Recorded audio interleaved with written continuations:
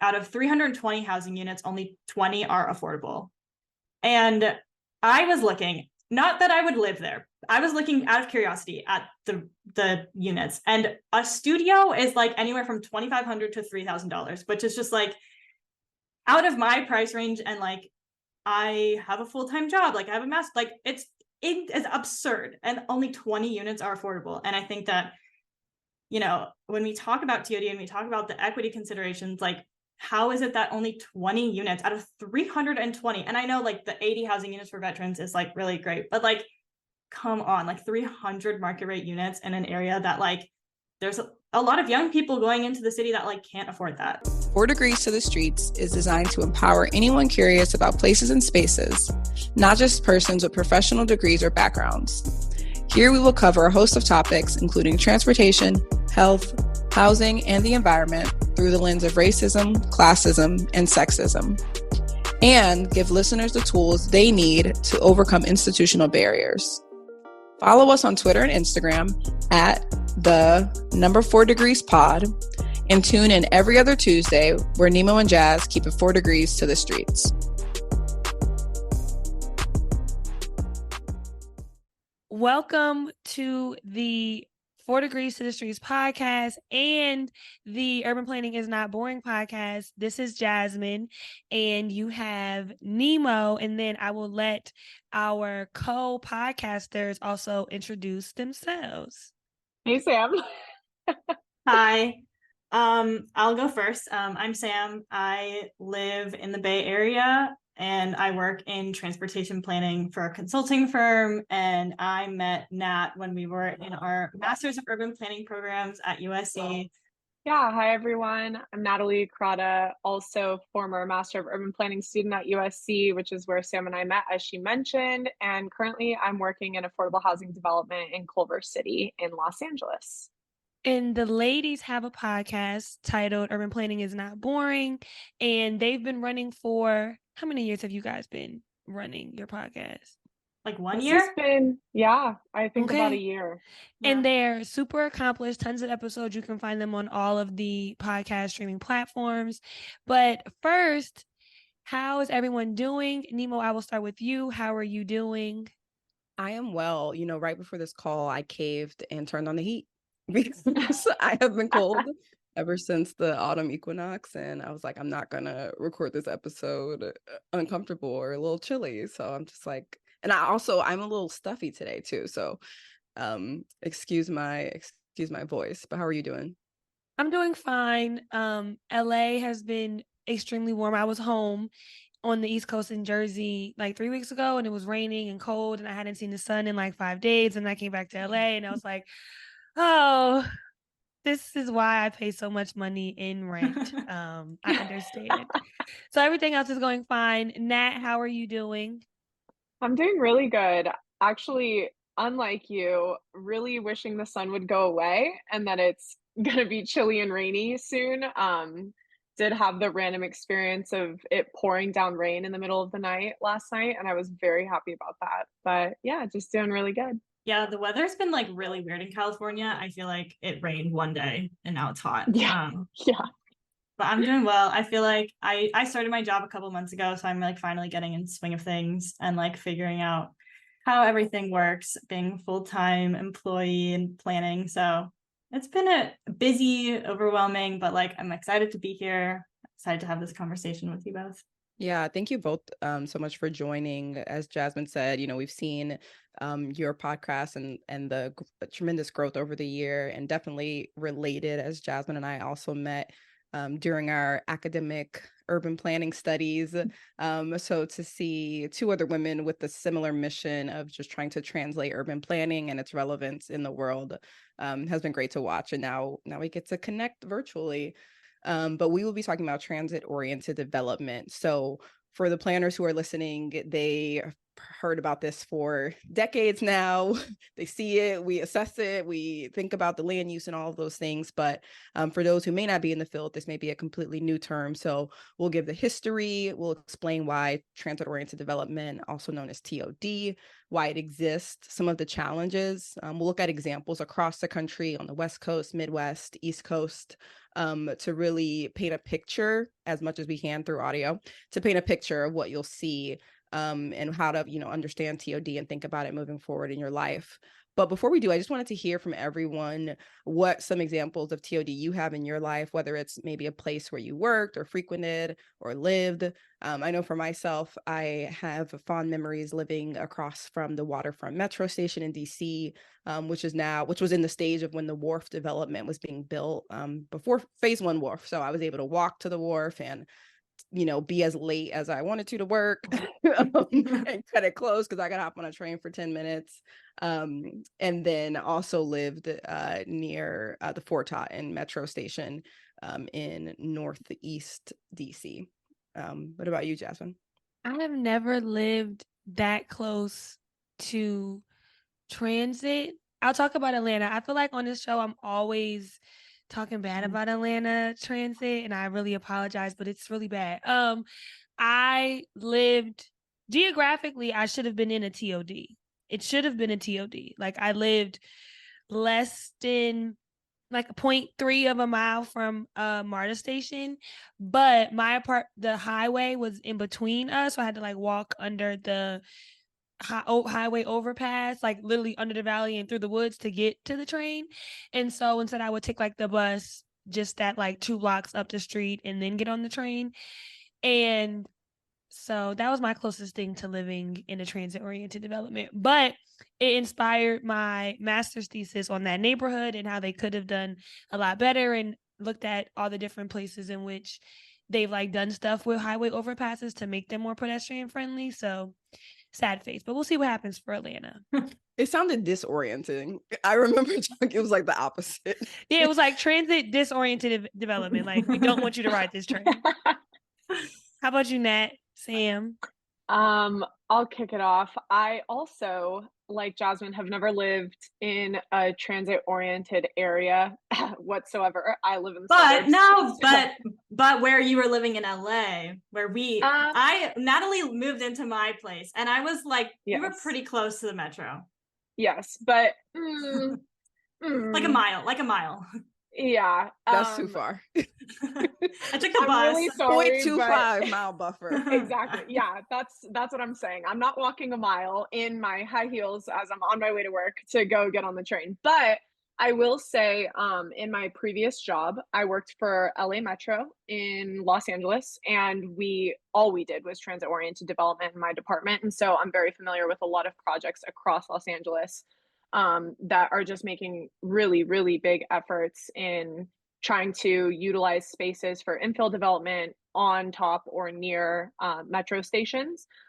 So there is, so many projects that I could highlight. But I will say that, yes, technically Sam and I did live in a transit-oriented development area. However, I think the ideal when you kind of consider transit-oriented development is kind of about 0.25 miles from transit before you're really saying that that's successful TOD, in my opinion. But Sam, I'm sure you have a few. Well, I'm living at home, which is the suburbs, my parents' house. So it's kind of a bummer. I take transit into work, but I have to drive there.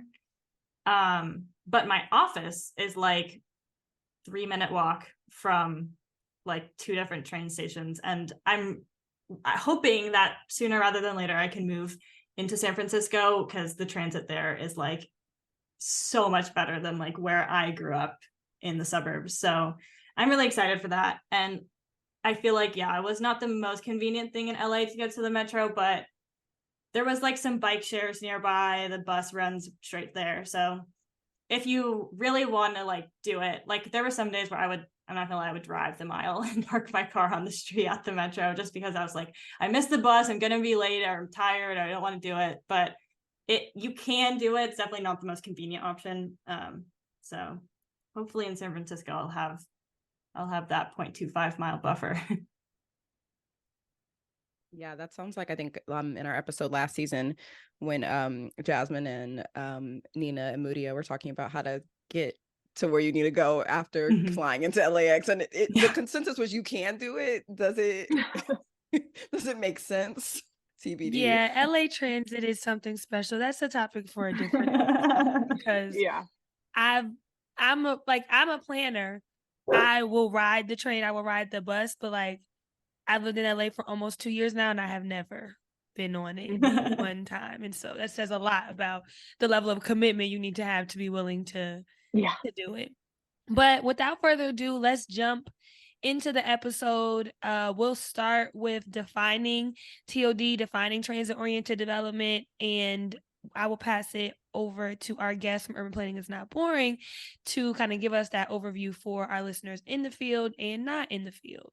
Yeah, thank you so much. And I will just preface by saying that I thought this was going to be me educating the listeners about TOD, but I happened to learn a significant amount when just making sure that I was doing enough research on this topic to have a cohesive discussion about what the definition of TOD is and kind of the history overview of TOD. So I also do want to make a note that all information I'm discussing during my section is going to be based on the UC Berkeley paper. It was written by Ian Carlton in 2007. And it's titled Histories of Transit-Oriented Development, Perspectives on the Development of the TOD Concept. I think it was a very, very well-written paper and just gave a really, really good overview of what TOD is, as well as just a plethora of other information. And so for listeners, if you want to continue reading it, we can link it on our page, etc. But I'll jump in by just kind of first going over the definition of TOD as well as a quick brief history. So we have Peter Calthorpe, who essentially codified the concept of transit-oriented development in the late 1980s. And while there was a promotion of similar concepts that were contributed to the design, TOD became a fixture of modern planning when Calthorpe published The New American Metropolis in 1993. And we had already, the reason why they say that Peter Calthorpe essentially codified the concept and didn't create the concept is because we were already witnessing in the built environment that TOD had already existed. New York is a really great example of the boroughs near transit. And so his codification came later on in 1993 when he wrote a paper and a book that was based on specifically the concept of transit-oriented development. And so TOD has been defined generally as a mixed-use community that encourages people to live near transit services and to decrease their dependence on driving. And Calthorpe saw it as a neo-traditional guide to sustainable community design. So beyond its definition of the built form, it was also a community design theory that promised to address a myriad of social issues that were related to a kind of car-centric environment.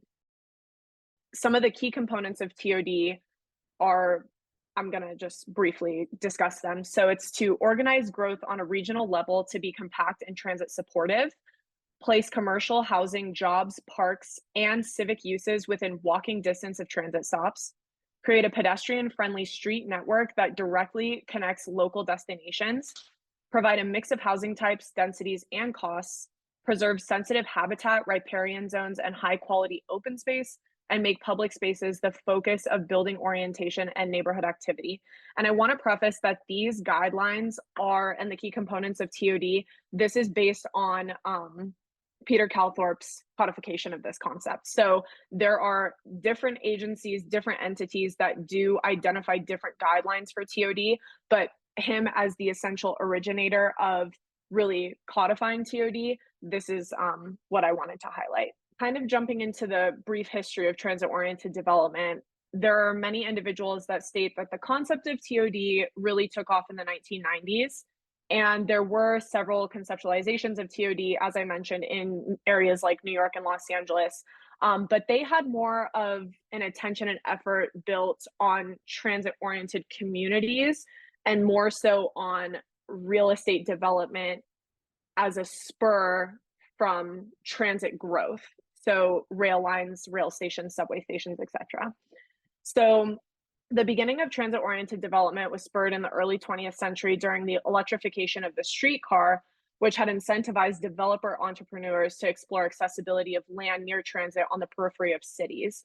And so we often view it as transit becoming an enabler for real estate development, since jobs were more accessible due to the increased efficiency of transit. And that's because of the electrification of the streetcar. However, unfortunately, as people who are listening and as we all know, transit began to decline due to the rise of the automobile. And that became the primary transportation mode through the early half of the 20th century. So David Jones, who is the author of The American Journey from Mass Transit to Mass Motorization, 1890 to 2000, he kind of pointed out that prior to 1916, the US was the world's leader in transit rail miles, streetcar ridership, and almost every other transit metric, primarily motivated by the profits reaped by real estate developers that installed streetcar lines. Yeah, when I was, thinking about this and recalling that fact, 'cause it's not something I think about every day in terms of the highways and transit colliding, but it took me back to like Scooby-Doo, like at the end of the episode where it's like, dang, we would have got away with it if it wasn't for those mangy highways. Like, we could have been a lot further than we were. Now we're looking at examples of, Europe and across the world of their transit systems, and we're like, we hustled backwards a bit. Absolutely. This is something that Sam and I talk about often. And one very interesting fact is we were one of the, we had already established such an advanced transit system that was turned away by the, enhancement of the automobile. And we are actually now recreating transit along the same and original lines that once existed, but at about 10 times the cost. And we talk about this all the time. It was, just like you said, if it wasn't for the car, why? I mean, like LA really only exists because the rail brought people Yes. to LA. And now it's like, yeah, we are putting the rail lines where they used to be. Like we're like recreating, like obviously it's newer, but like we're recreating what used to be there. And it is like so backwards when I think about it. I'm like, dang it. You're so close. Yeah. Yeah. So the kind of nail in the coffin did become the development of Eisenhower's interstate in 1956, which led to the mass decline in transit use. And so Eisenhower's interstate is our highway system today. So most of these auto-oriented transit systems failed to achieve ridership goals and required substantial operating subsidies. A typical transit agency had recovered about less than 1/3 of its costs in fare box revenues. And so transit agencies soon learned that they could lease their land to generate revenue. So due to this mass decline in transit ridership, transit agencies weren't making the same dollars that they once were. And so trying to find alternative ways to make income, they came up with the concept of something known as joint development. So their subsidizers, local, state, and federal governments saw large-scale land development as a means to reduce reliance on subsidies. And so subsequently, these transit agencies created small real estate leasing departments within the organization. And so this is what is referred to as joint development, because it is accomplished through a joint partnership between the transit agency and then a private real estate developer.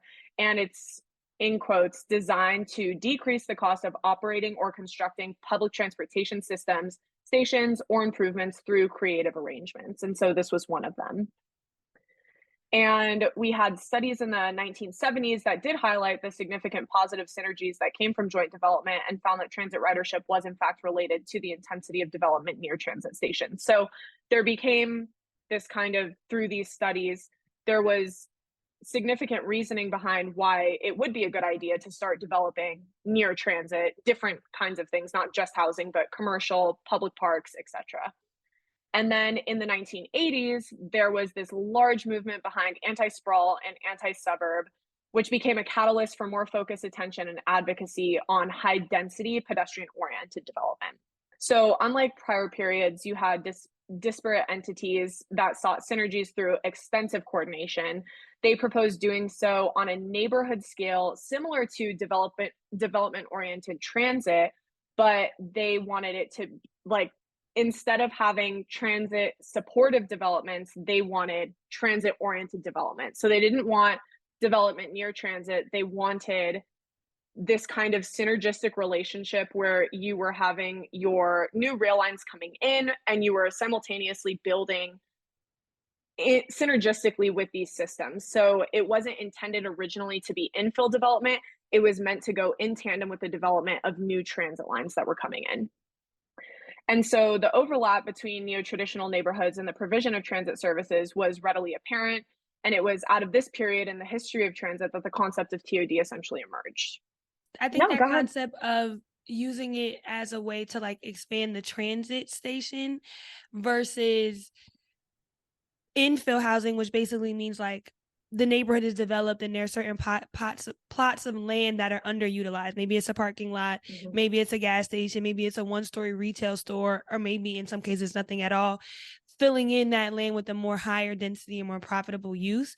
I think, and that's kind of the way that we've been doing it now. We'll see examples in the Bay Area, in Jersey, and in Chicago, where these are already existing transit stations that have land under them where the density doesn't make sense in relation to the station being right there. And so there may be single family houses immediately adjacent to a train station that could get you downtown in 40 minutes. Well, that should be used for a higher use. At least 30 or 40 apartment units can be utilized in that space. Absolutely. You know, the origination of transit-oriented development came from this concept that it was never intended for development to be just kind of an afterthought. They wanted it to be simultaneous with the development of transit, especially because, as we said, transit had been kind of ripped out from underneath the, the cityscape when the cars and automobiles and highways were being developed. And so the recreation of transit-oriented development was meant to be in tandem with we're developing new transit lines, so why aren't we also simultaneously building communities around this transit?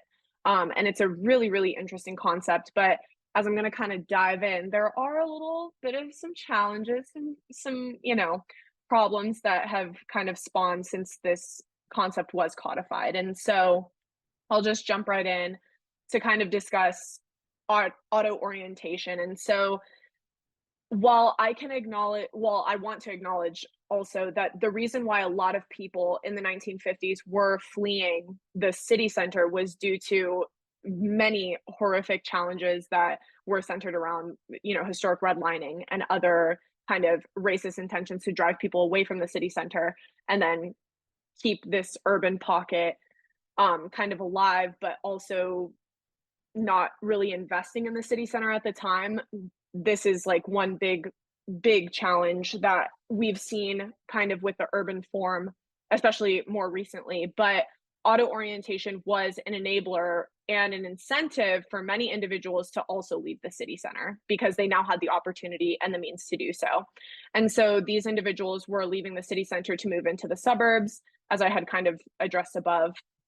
And so this is where we kind of began seeing this American dream center around owning the single family home with the white picket fence and the 2-car garage. And, that's the dream. And it's all centered around the car and, all of these kind of problematic concepts that we're realizing now.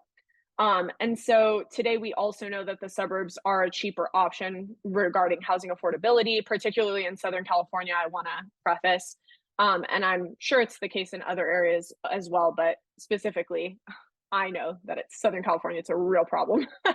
And so the only problem was that while housing was more affordable in the suburbs, jobs were not relocating to the suburbs, they were staying within the city center. And so and this is due to many different factors, agglomeration, etc. So you had individuals who were living in the suburbs and commuting into the city centers to go to work. And this was seen as a huge problem for many reasons, traffic congestion being one of the largest, especially in suburban areas that have little to no access to alternative modes of transportation, as we kind of discussed in the beginning of this episode. And so this leads to significant commute times for individuals that live farther away from their jobs. And because of this, as we get into the kind of flow of urban planning, increased commute then leads to an increase in vehicle miles traveled, which is obvious. And that leads then to higher levels of emissions released into the air by these vehicles traveling so frequently and such long distances on the road. And so this becomes a kind of twofold problem that involves both transportation and the environment.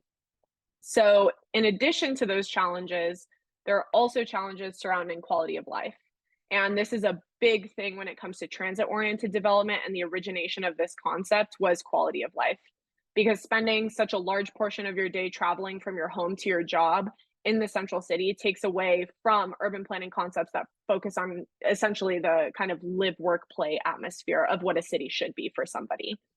And so, with so much emphasis on auto oriented design, the quality of life for many kind of felt like an afterthought for a lot of folks. And so, the creation of walkable, pedestrian friendly communities near accessible transit and jobs was an ideal that felt unachievable due to the extreme focus on designing cities around the automobile.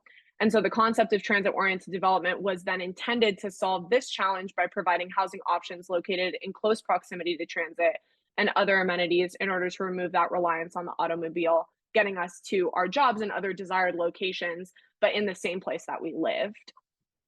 So it seems like transit oriented development was like the concept of it is this wonderful thing, right? You locate housing near stations so that people can access different destinations across the region without having to drive their car, which is good for the environment, good for traffic congestion. It builds community, all these things. But Sam, what are some challenges associated with transit-oriented development? Because it sounds like pop the apartment building next to the station, people are going to ride the train, and everything's going to be fine. Yeah, I can jump into this. I would say one of the big ones is the rate at which TOD has been developed. There are a lot of things that impede TOD, including like parking, like free and excessive parking, which I have talked about a lot at work actually. Like there's a professor at UCLA that talks a ton about the cost of free parking, and yeah, that's like reiterated again and again at work. For pedestrian environments around transit, poor quality transit service, which I'm sure a lot of, if you live in LA, you are aware that the transit is not the best quality sometimes. Mixes of land uses near transit, lack of transit link between housing and jobs, the fact that transit lines were built around or after the automobile, so getting transit in close proximity to jobs can be a challenge. And antiquated zoning codes, which I think zoning is a huge deterrent to TOD. And that's starting to change, especially I think in California, but for a long time, being able to put housing in a place that wasn't zoned for housing was like, absolutely not, like you cannot do that. And so now with changes, that's becoming easier. But yeah, that was like a huge challenge for a long time.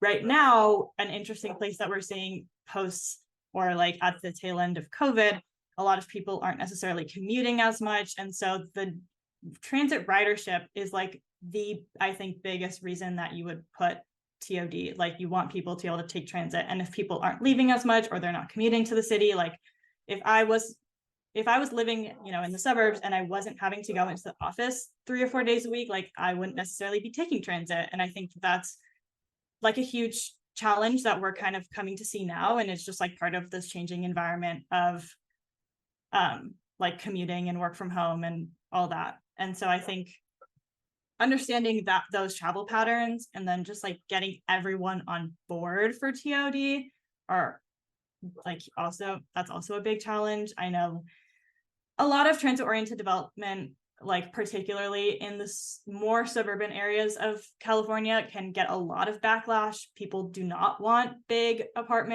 dense, apartment buildings near their single family homes. They're, I think NIMBYism is something that we've talked about several times on the podcast, and is it can be a really big deterrent because, elected officials, they have their constituents, they want to keep everyone happy, but you can't do that. And so I think that, those are kind of a lot of the big issues that TOD faces. Nat, I don't know if you wanted to add on to anything that I might have missed. No, I think there's just when it comes to TOD and the challenges, as you highlighted, it is not only the limited ridership. I think across the US we're at 3%. And in certain areas that's increasing. But as you highlighted, when you don't have significant demand for transit, providing housing kind of, especially when you're trying to bargain with multiple entities to justify putting housing near transit, if ridership is not a key component or ridership is not high enough, then there are a lot of entities that aren't going to feel like this is, really justifiable. And because of that, I think we've seen TOD not being developed at the rate that we would hope for. And I also think especially in the public sector, transit agencies are not developers. So there are a lot of partnerships that have to happen when you're building transit-oriented development. Because of that, transit-oriented development takes a significant period of time. So I work in private real estate development right now. Our projects are typically being constructed within 2 to 3 years. That's our timeline, and we stick to it pretty stringently. When you're dealing with a public agency who's partnering with a private developer, what we were seeing, at least at the time that I was working, what we were reviewing is that our projects were taking a significantly longer time. We had an average, I think, there were some projects that took 11 years to build. And so that's because you're navigating not only just with a private developer who's reaching out to all their subcontractors and general contractors, but you're partnering with a private developer as a public agency. And there are about 1,000 different review processes that have to happen. There's a lot of committee meetings that have to be held. There's a lot more process that goes into that. And so that makes TOD extremely challenging to build in a scalable way. So because of that, I think it presents a challenge because you're not necessarily providing the housing to scale, which is the desire for TOD, is really to be very high density, constant development that's happening, because then the hope is that you build the housing near the transit, people take transit. And I don't think we're seeing that because there's not an opportunity to build it at the rate that is the hope, essentially. No, I think you guys really hit all of them. I was going to say, I think just in doing research for this episode, TOD, I think the big question around it is like, if we build it, will they come? And there's so much uncertainty and a lot of questions. And even Sam mentioned the NIMBYism, not in my backyard. I even think about examples that I've seen both living in Seattle. Yeah, 11 years is right because I left there like almost 8 years ago, and I still see the parts of the light rail under construction. And I remember doing community meetings when I was in community college back then, and still not seeing it come to fruition. And then thinking about places where one station has the TOD, has a density, and then a station that is walking distance has a lot more single family homes, just literally as down the street, and it's a completely different environment. And I think the ridership reflects that. And I think you also mentioned COVID. So overall, just we've seen the landscape of transit change, as well as the landscape of housing affordability, both for renters and homeowners, changing at such rapid rates in the last 2 years. I think a challenge that I've seen with some TOD projects, and why we'll get into it, but the city of Chicago has like an ETOD model, an equitable transit-oriented development model, is because there have been a lot of transit-oriented development projects that have been the catalyst for gentrification in a lot of neighborhoods. You have a station in pick a neighborhood, south side of Chicago, eastern Brooklyn, southeast DC, any of these other predominantly minority neighborhoods that are near high-speed rail or subway stations that are a desirable station if someone would look at the neighborhood and not discount the people who live in that neighborhood. And so some developers have done that. They've used the station as an idea, as a concept of transit-oriented development.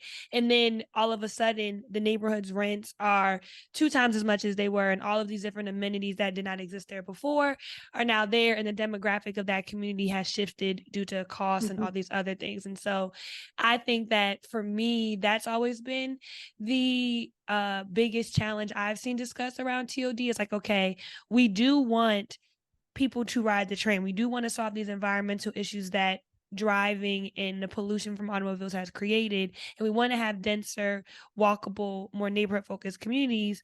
How can we do that with new development while maintaining the culture and integrity of the neighborhood that was here? And I think that's been the challenge, because development does change neighborhoods.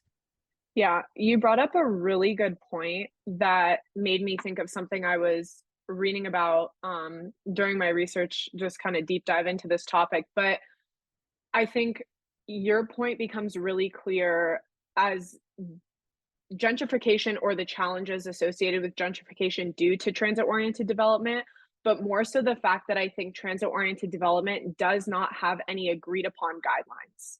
There is no entity that has an agreed upon set of terms as to what the desired outcome of a transit-oriented development project is. If you look at any public agency that's building transit-oriented development, none of it will have the same kind of desired outcomes or the same guidelines or steps that are being followed. And I think that that's really one kind of overarching challenge with transit-oriented development, is that when you don't have an agreement as to what these very, very specific guidelines need to entail when you're developing something, you do start realizing the challenges of things like gentrification that might not have been acknowledged but are being realized post-development. And so I think that's something, and it's hard, obviously. You can't have, no public agency is going to agree with, multiple entities. But I do think transit-oriented development, if it had a set of guidelines that you could really follow, I think we would kind of realize ways that we could address concerns surrounding equity, efficiency, and all of those kind of other challenges that are faced. So we have a couple examples we want to talk through on examples of transit-oriented development. We tried to go coast to coast and then hit up the Midwest and Chicago. TBD on if we're going to ever get to the Southeast in a good example, but we'll leave that where it is. And so just walk us through, excuse me, high level on a transit-oriented development on the West Coast. I think we're going to start with BART, which is Bay Area Rapid Transit in the San Francisco Bay Area, and then we'll swing all the way east to New Jersey, and then we'll jump back to Chicago before Nimo talks us through kind of a national transit-oriented development model that the FTA is working through. Yeah, and I think kind of going to what we were just saying, the reason that I chose this one specifically is I think that there's a lot to critique about it, and a lot of things that are good about it. So BART, as Jasmine said, is Bay Area Rapid Transit, and it kind of runs from the peninsula, which is like the south of San Francisco, into the city, to Oakland, further into the East Bay, like to Walnut Creek area. And for people not from the Bay Area, I know this doesn't mean anything, but I just want to give, like, it goes a lot of places in the Bay Area. We're gonna map it. We'll map it out for everyone when we post the episode. Amazing. And so Millbrae is the southern terminus of BART, on the western side of the Bay.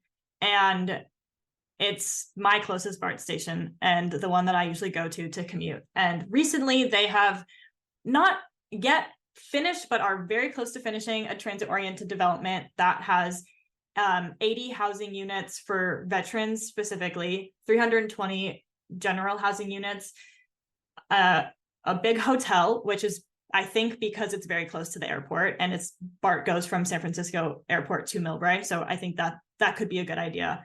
And then a lot of office space, 150,000 square feet of office. And I think one of the things that is critiquable about it is that there's, out of 320 housing units, only 20 are affordable.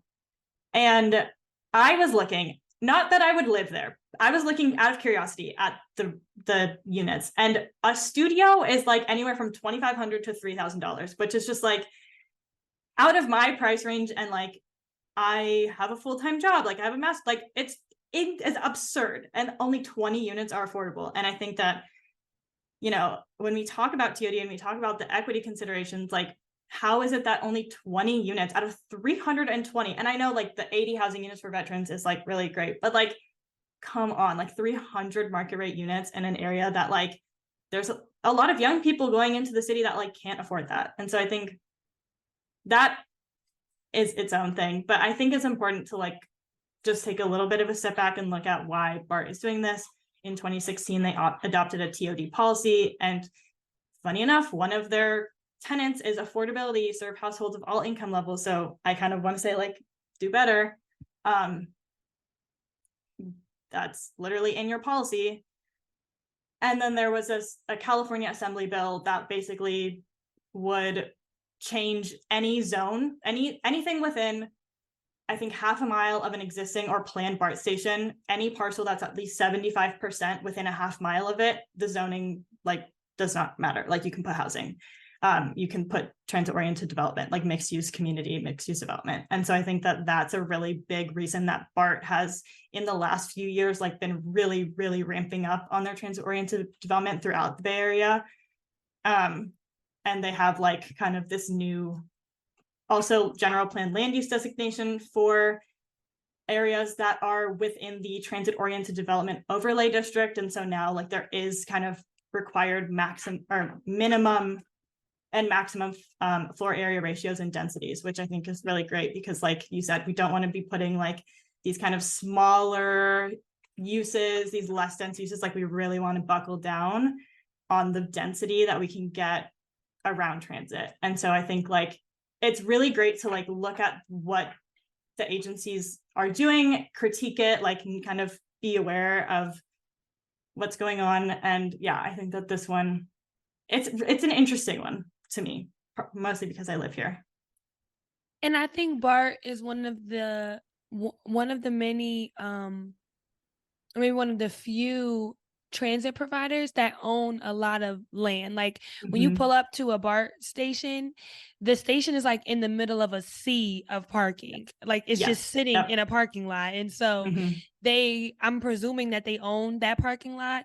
And so it seems like y'all could offload a lot of these acres of land and put some housing, right? And you could still maintain your same parking if you wanted to and put it underground or whatever, but like you are sitting on acres of land at every single station. Especially my cousins live in Oakland. When I'm at the Oakland stations, I'm like, all of this parking is for what? Like, what are we doing?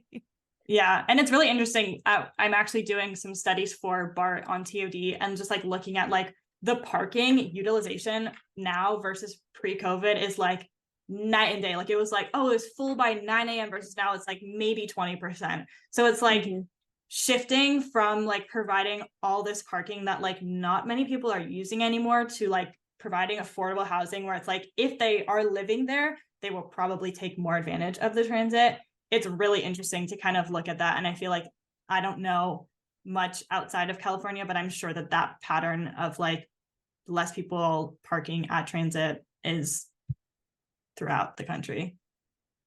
Yeah, I'd say it's pretty similar throughout. I think BART is just so interesting. Like they own so much land. It's like the MTA could never, like they own nothing. And BART, you have all of this and you're doing nothing with it. I'm confused. Yeah. And with all the parking, it's like, are you not embarrassed of this?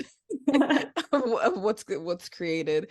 I've started incorporating TikTok into my episode research. So I did see some TikToks about BART TOD and the parking lots in the commentary were funny. Well, just to keep moving along, we're going to hop over to the Midwest and look at Chicago. As Jasmine mentioned earlier, their ETOD concept, or equitable transportation oriented development. And in the research, it really seems that Chicago and Austin in Texas are really two cities leading the charge on equitable transit oriented development. You know, for a lot of the reasons we just discussed earlier, it is really important. And the way that the Center for Neighborhood Technology, also based in Chicago, defined it is equitable transit-oriented development works to ensure that people of all incomes experience the benefits of dense, mixed-use, pedestrian-oriented development near train and bus stops. And I thought it was so interesting that they focused solely on income. Now, a lot can be extrapolated from looking at one's income. But I think for a lot of the, history and what we were just discussing about affordable housing, I do think to get specific about those income and the equitableness of it for this purpose is important. And I know we've seen a lot with there's an equity for everything. Like you can have equity, age, race, gender. And I think to look at this and focus on income, I think makes their goal really targeted. And so they put out a lot of plans and has worked collaboratively with cities and neighborhoods. So I'm excited to see more of what they come out with and really setting an example for the country. Two things on the city of Chicago. They did a really good presentation at ULI. It was, I guess, a joint. It's funny that you bring up Austin because I think it was a joint panel with the city of Chicago and Austin on ETOD. So Woodlawn Station is one of the stations that they highlight on the ETOD website for Centers for Neighborhood Technology. It's a project that's already completed in the south side of Chicago near Hyde Park.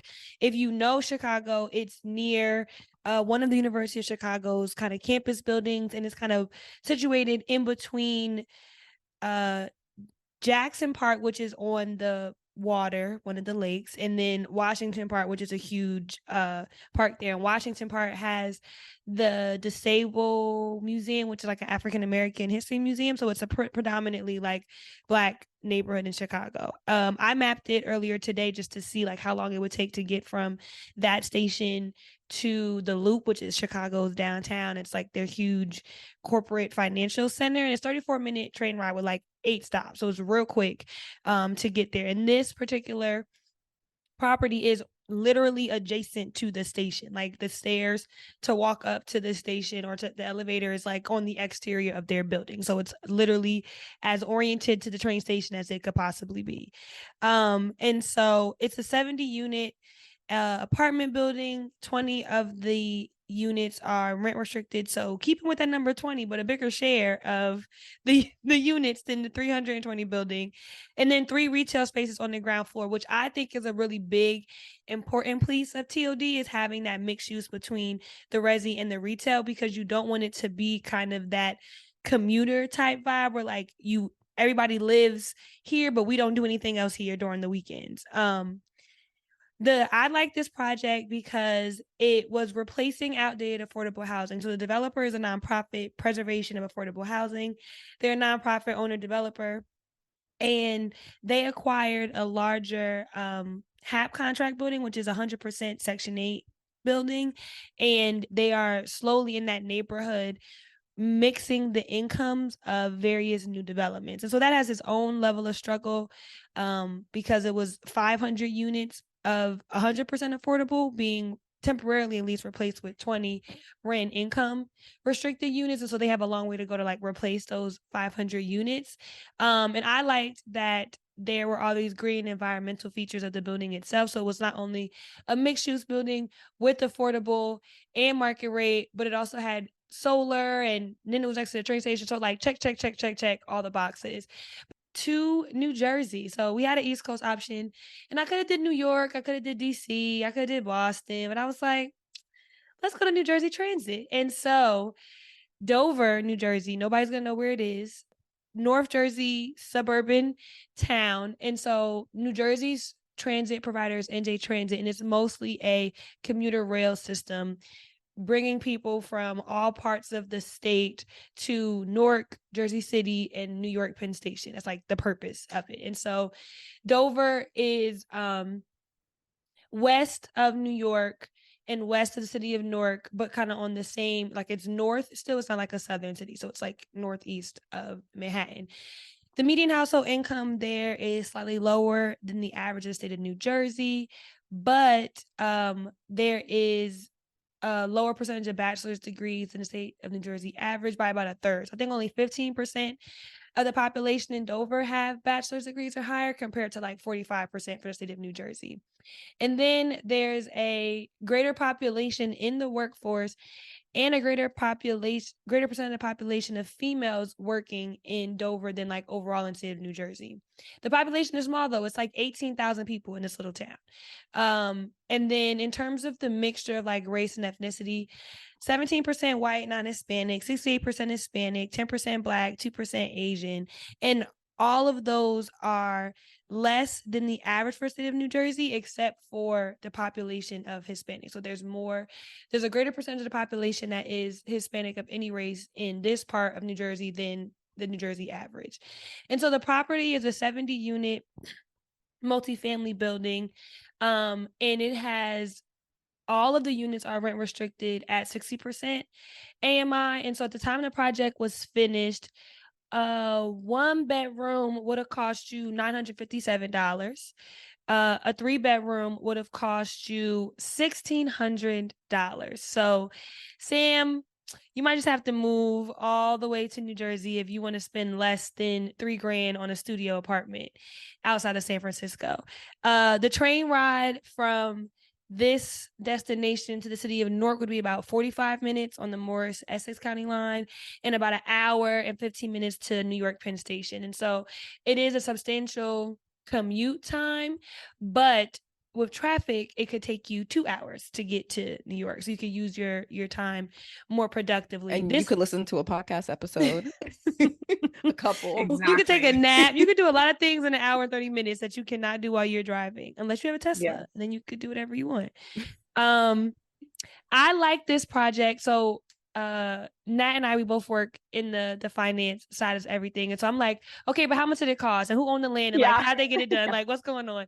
And so, like most affordable deals, the capital stack has like some grants, some government funding, some private lender funding. And so it was a $21.3 million development cost. They had low-income housing tax credits from the city of New Jersey. They had a county grant from Morris County, and then they got their construction and permanent financing from Freddie Mac, which basically provided like a forward transaction, which nobody cares about, but understand that all of the providers in it were like government adjacent sources. The land, talking about BART owning parking lots, NJ Transit also owns a ton of parking lots because it's a commuter rail system. And so NJ Transit sold the land to the developer for a very nominal rate. I think when I went on the tax assessor's site, it was like $350,000 that they could build a $21 million apartment building. Like, what's the cost basis? And so all of these entities combined together, and then they also benefit from a pilot, which is a payment in lieu of taxes. So because in New Jersey, there's a state mandate that every town has to provide their fair share of affordable housing. And so if you do so, the town will offer you as a developer a discount or a total abatement on your property taxes because you're providing a service that they are required to provide, which is affordable housing. And so they are not paying any property taxes either, but thankfully all the units are affordable. And so I just love this project because it is outside of like the core, like the example that Sam provided in the BART is like outside of core San Francisco. This is outside of core New York kind of metro area, but there's still a need. And especially with cities costing so much, people are moving out to the suburbs and still not being able to own homes. They're still moving out to the suburbs and looking for rental units just because the cities have gotten so expensive to rent and so expensive to buy. And the suburbs, especially with interest rates where they are today, are also equally expensive to buy. And so a lot of poverty, for lack of a better word, and persons of lower incomes have moved into the suburbs. And so you still need to service those areas with transit-oriented development. So that's why I just wanted to highlight this to you. Sorry, I really love the highlight of this project in particular because you brought up a good point about the fact that although we hate the suburbs, or well, at least I really hate the suburbs, but it is still something we do need to still be providing housing for folks that at this point just cannot afford to live in the central city. And so we do already have so many established suburban pockets that you can be building transit-oriented development. And I think that's great. And also the stark number of, I know this is not like, it's going to be horrible that I said it's cheap, but it's crazy how cheap it costs for $21.3 million is so inexpensive for affordable housing development. So I think that's good on New Jersey. Yeah, well, you guys, what are they doing? You're developing in California, so yeah, just multiply by 3 and we'll get to the same number. Exactly. I pulled up Dover on the map because New Jersey has over 500 municipalities. So I had to pull up in my memory, but it's like I think it's like under 30 miles to get to under 30 miles, I think, from Newark, New Jersey, and also parts of New Jersey, maybe where you're coming from. So even though the train ride may be long, just where you're living is in proximity. So even if it is on the outskirts, I'm sure maybe some of the California suburbs are way over 30 miles from their next major city. So I think the proximity on the comparing the coast too is interesting. So it's like if you could live 25 miles from San Francisco, you might still be paying astronomical numbers, whereas in this pocket in New Jersey, you're living in close proximity and still paying a little bit less. So to close this out, I'm going to share a little bit about what the feds is saying when it comes to TOD and what they have been saying for the last 10 plus years or so. So the Federal Transit Administration, FTA, issues competitive grants for TOD projects, also known as discretionary grants, which I think we go into this in episode 8 of season 3. America has an infrastructure problem. So TOD first appeared as a grant program through the MAP 21 Act, Moving Ahead for Progress in the 21st Century. So that was in 2012, and that was the first pilot program. And then since 2014, FTA has awarded 129 TOD pilot program grants totaling 104 million. And so with the, I'm gonna get this wrong, Build Better America, the infrastructure acts, a lot of the Biden administration's priorities to rebuild America's infrastructure. This TOD pilot program looks a little different. Mainly, previous jurisdictions could only submit pilot program, they could only submit funding requests to do comprehensive planning for TOD or to pay for planning studies that would get them closer to a TOD project. So I think this pilot is really exciting because jurisdictions can actually request funding for capital projects to get work actually done and shovels in the ground. And specifically, this pilot was announced in August 2023. And even at the time we're recording this episode, applications have closed. They closed on October 10th. But by the time this episode comes out, the awardees will likely probably be announced. So just a little tidbit there in terms of timing. So $13.5 million to support comprehensive or site-specific planning associated with new fixed guideways. So that's rails, what we've been talking about for the last hour. And then core capacity improvement projects, which are things that will increase capacity on any of these transit lines over 10%. So these are not things to just do repairs or maintenance costs, but it's intentionally to increase the capacity of the train. And so some of the other things that they changed in this specific pilot program is to look at affordable housing. So projects usually can get an 80% match, and then the other 20% has to be locally funded. But if proposals can discuss how the project will reduce regulatory barriers to development of affordable housing, include inclusionary zoning, reduce parking standards, support affordable rental opportunities, streamline permitting, encourage TOD specifically, again, just raising those barriers. If they address homelessness and anti-displacement, so what we were talking about earlier in terms of gentrification. And then there's also priority given for projects that use innovative financing or have a focus in urban rural development. So in the example Jasmine just gave with New Jersey Transit and looking at how it was financed, those types of projects are incentivized and appreciated from the federal funding space. But yeah, I feel like overall this pilot symbolizes that we're moving forward in terms of advancing TOD. At least the federal government is prioritizing it. Over 6 years, this project also, over 5 years, this TOD pilot has 38% more funding than past contributions.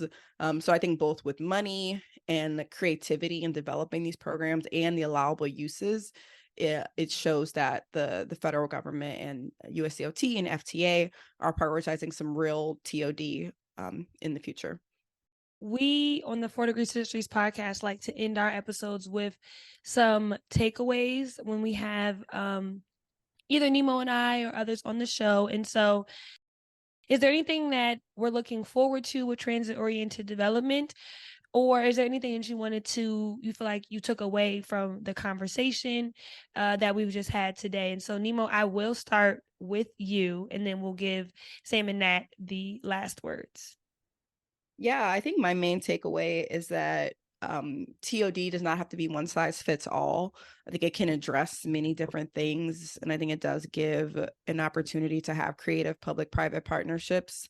It may be slower. Hopefully that gets better with more examples and more jurisdictions using, leaning on each other as resources and using other successful examples of how to move forward. And I think we need to unlearn parking. That's a whole other thing. Yeah. That is a major takeaway. What I'm looking forward to in terms of TOD is like the quality of the route to the station. I think even with these grant programs, because City of Chicago also has a grant program, if the project is not located literally adjacent to the station, similar to my example in Atlanta, so there's the developer is going to work on his or her financing to get their project off to the ground. The transit station is working on their parcel to make sure that all things are working there. But like, is the city coming behind to make sure that the sidewalks are paved or that there's pedestrian beacons and mid-block crossings and all these other things that like once, okay, I leave my apartment building and the station is there, but what is my route like? Similar to what you're talking about, like how do I get there? So I think that kind of wraparound service is something that I've been seeing as lacking in transit-oriented development plans because it seems to be no one's ownership. The developer, it's not their property, and the transit agency, it's not their property. So who is going to pick up this mantle? It's an amazing question to pose because the concept, or what we talk about so frequently in urban planning, is this concept that the most ideal experience for anybody living anywhere, whether it be a suburb or a city, is to live, work, play in the same space. And so addressing the fact that we're not just sticking housing near transit and saying, perfect, like that's our transit oriented development, we've done our job, but that we're actually having a well-rounded user experience on all levels. So you're not just living there and then taking transit to work, but you have other opportunities where, shopping, grocery shopping, walking around, visiting a public park, going to a coffee shop, like all of these things make a better experience. And I think that's also stems from the concept of the 15-minute city as well. So I think it's just working in tandem with all of those. And I think one of my biggest takeaways from this episode, I feel a lot of optimism for the future of transit-oriented development, specifically just kind of hearing about a lot of these thought leaders that are coming forward in Chicago with the ETOD. I think their guidelines and their vision for what transit-oriented development should be or what it should focus and emphasize is extremely important. And then with the FTA's guidelines, when you have it coming from the federal government and you also are backing that with funding that can be available for enhancing projects like this or developing, well-rounded projects, I just have a sense of optimism for what we can make TOD. And I think every project that gets addressed, there's a learning experience behind it because, as I had mentioned earlier, they're not developed similarly whatsoever. And so I think you can learn a lot from these projects that are in existence.